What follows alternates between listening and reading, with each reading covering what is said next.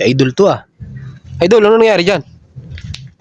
Hindi kasi ito, ginawa na rin to. Ang problema, Di ba? walang lakas. Walang ingay, hindi siya umingay pero walang lakas. Bakit? Alam mo bakit? Kahit walang ingay.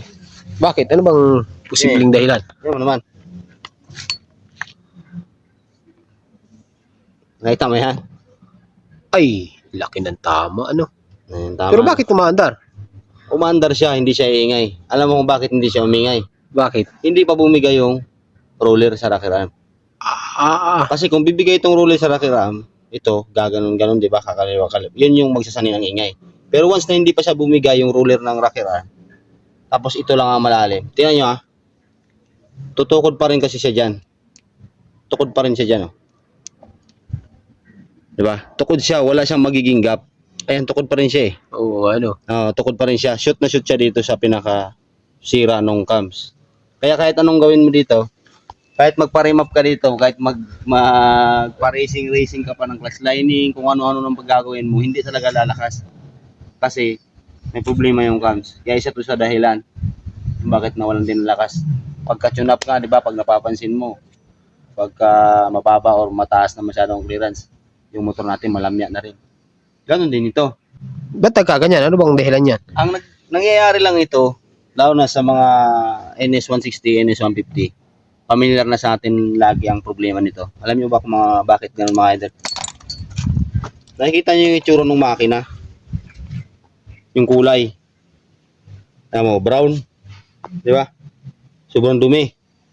Isa to sa dahilan kung bakit nagkaganito ay na nagbabawas ng langis o natuyo ng langis. Pero pinaka-main talaga na problema ng mga NS150, NS160, yung oil passage. Yan. Pag bumara yan, sigurado ang tatamaan, camshaft at saka rocker arm. Dalawa.